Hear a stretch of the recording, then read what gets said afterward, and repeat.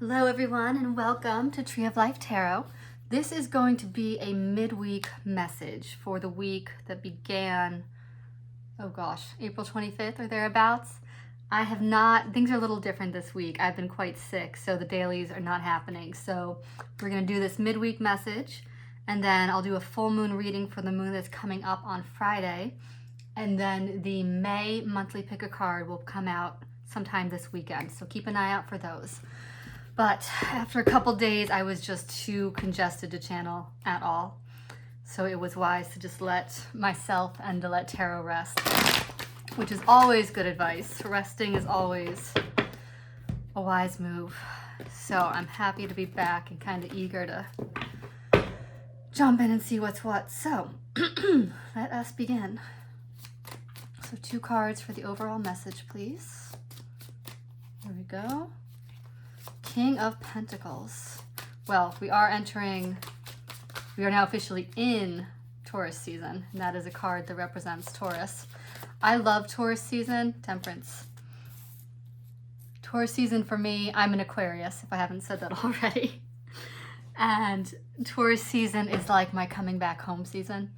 Usually it's always a kind of busy, active spring start to the year. And this is the season of sort of coming back in, nesting, and maybe perhaps you felt that way as well. This has been quite an eventful year so far. There's been a lot of fast-moving energy. It is the year of the fire horse, as we know. And there has been a sense of that, it was like an extended sense of urgency starting off the year that seems to be settling in a little bit. So perhaps, hopefully you are experiencing a little bit of coming home energy as well. Now, King of Pentacles, in addition to speaking to Taurus season, it is a card of stability. It is a card of strength. It is a card, Pentacles speak to the material realm. So it's being in a place of, I already said security, but rulership of your own domain, of having all of your things in order, having what's needed. And the way he's staring at that pentacle, this is always a little bit of my, mind on my money and my money on my mind kind of card. Excuse me, my voice is not fully recovered. Now with Temperance, and we'll see what comes out for the story, Temperance is a balancing card. It is, notice she has 1 foot on the ground, the material realm, 1 foot in the water, sort of the emotional, spiritual realm. So she is balancing those 2 domains and bringing them into proper order and allowing them to flow back and forth between each other so that so that the spiritual can become manifest and so that the manifest does not become stagnant because it needs that infusion of spiritual energy. So what I'm getting a little bit here is, this King is a very positive card. And I think with Temperance in the mix, there's a sense of your spiritual work resulting in material stability. That there's been an understanding. We'll see if one of my more spiritual cards comes out, like the High Priestess or the Hierophant Magician, one of those. But there's a balancing out of the energies and there's an understanding of the correspondence of things. So this is really sitting in a strong place of security. But with Temperance here, it is one that is not strictly stuck in the material realm. There is a divine flow that is supporting this security. Let's go ahead and get the story. Excuse me. Page of Pentacles. That's always my small offering card. There's my Knight of Wands. He's been coming out a lot. 7 of Cups. That was on the bottom of the deck while I was speaking earlier, so it did want to come out. Whoops. That's a few too many cards. That's a few too many cards. I'm putting them back. And I'm going to ask, okay. 10 of Wands. That's come out a bit as well lately. So there's still some discernment and some clarifying in the mix. Okay, these were 3 of that pile that popped out earlier. So the 3 of them came out again. So they obviously wanted to come out. Now this is nice to see at the bottom of the deck here. This is Six of Wands. This is victory, success. And it's my, it's not just overcoming obstacles. This is my card of coming home victorious. Coming home like our King of Pentacles here, who is very, very grounded in himself. Let me just have some coffee. Okay.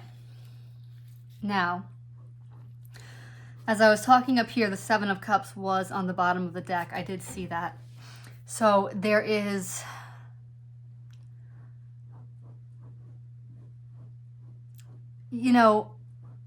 especially with this Ten of Wands here, it's like all roads lead where you want to go, but there could be some stuckness. And I'm actually not going to say stuckness because we have Knight of Wands right here. It's like an excess of passion. It's an excess of passion because look how appealing all of these cups are. They all have a very positive option. Which do you want to pursue? We've got the Siren, we've got the Dragon, we've got the Gold, we've got the Butterfly, we've got the Castle, all of these. This is a little bit of, I'm hearing like ADHD moment, like overstimulation, too many choices. And our Knight of Wands is a very overstimulated character. He is ruled by passion and impulse and desire and kind of just wants to go. And perhaps he's going in too many directions all at once, which is why the pursuit of our castle feels a little bit, exhausting. Because this is a card of, it's being towards the end of the journey, it's nearing completion, but it's also exhausting. And I'm sensing here there might be a case of trying to be too many things all at once. If your energy is scattered all over the place, you cannot be the King of Pentacles. The King of Pentacles has focus. He has discipline. He knows, what his priorities are and in what order they need to be attended to, and has done one thing and done it very well. Knight of Wands has not quite learned that yet. And our Page of Pentacles here is always my card of kind of taking initial steps, making a small offering. It's like an initial investment in something you want to do. And I'm getting here, I'm starting to feel like perhaps our King of Pentacles is where we want to arrive. Perhaps we have not fully arrived there yet. Because with Page to Knight to the Seven of Cups, there's a sense of wanting something new, having that yearning for, what does your soul want to experience next? And as I said, with the Knight of Wands, it can get kind of run away with options to the point of feeling exhausted and scattered.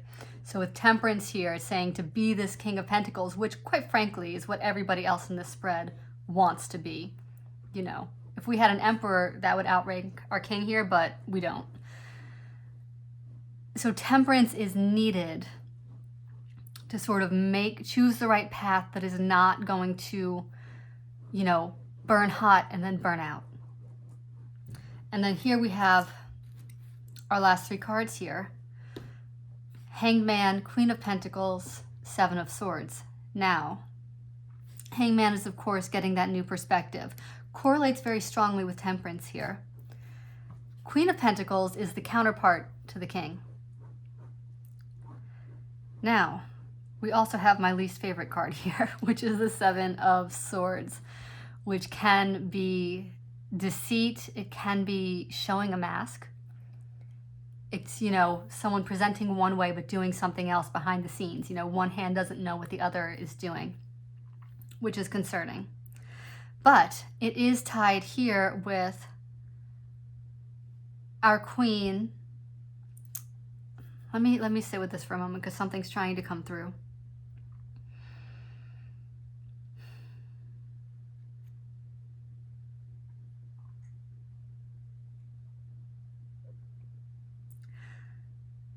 So this pause here, and the Hanged Man is a pause, is revealing the futility of our Seven of Cups. The Seven of Swords is very much tied to our Seven of Cups here. It's similar energies, different suit. And there's a sense of kind of scheming and strategizing and trying to have the upper hand, so to speak, in order to kind of bring all these passions into fruition. And what it shows me here is there's still a sense of seeking external validation, living by someone else's lens of, going after all of these cups and these different options because we think by outside standards that's going to give us value, worth, security, a sense of status in the world. But as we see, it's making us exhausted. It's not working. So this pause, this is a new perspective and understanding that the Queen of Pentacles path is the antidote to the Seven of Swords here and to this confusion. She is fully authentic. She is fully grounded in what she is doing.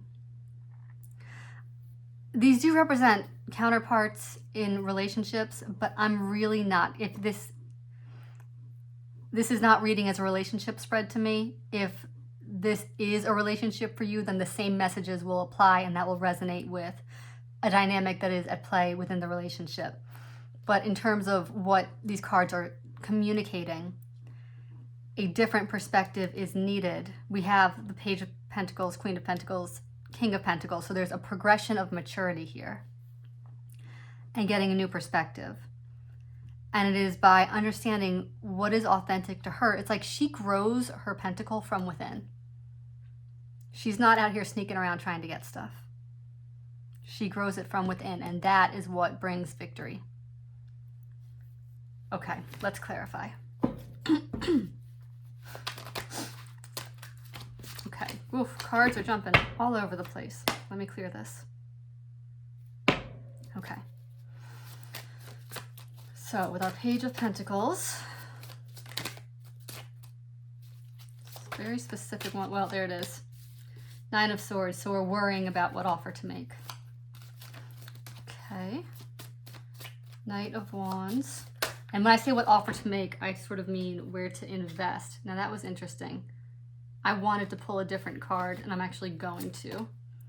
The Lovers. Now, this could be a pursuit of a relationship. That's very much on the table if that resonates with you. And the confusion that can cause, because this is also a decision point. And, new relationship energy and hormones can make us all a little bit wild and impulsive. No judgment. But if someone else becomes involved, then it's like, what does this mean? What are the different paths? Hold on, let me get the rest of these cards before I start talking. Okay, love that. That's the Judgment card. It's called Karma in this deck. Queen of Cups. Love that as well. Final card. So this is very much balancing out that Wands energy. Justice. There is no bottom of the deck energy. The deck is closed.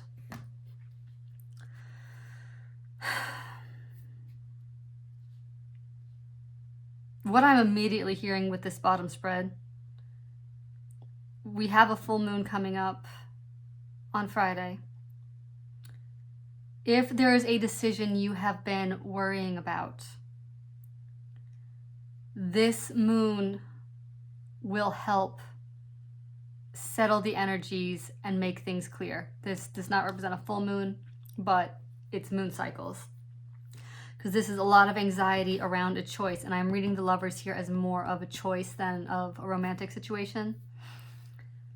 On the other side of the moon, we have the Queen of Cups coming into Heart Center, and again, she resonates our Queen of Pentacles.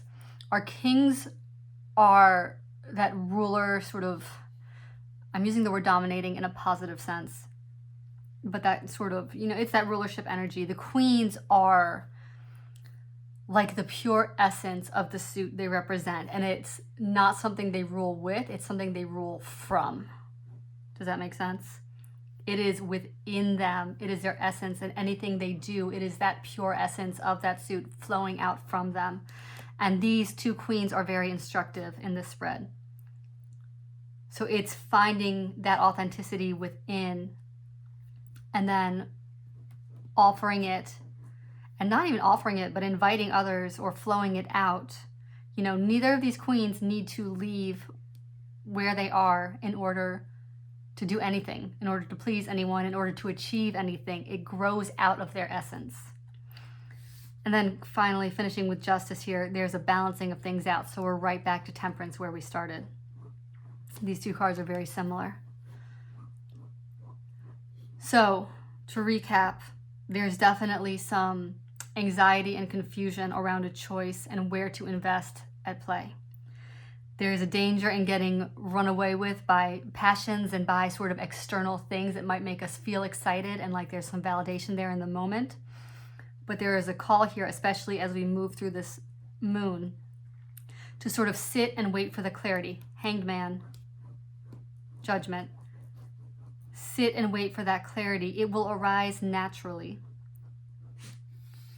And things will begin to balance out. It will feel clear. Justice is clear-minded decision-making. So I'm going to leave that there. There will be a moon reading coming out around Friday, though I'm sure we'll pick up part of this story. So I hope this served, and I'll talk to you soon. Take care.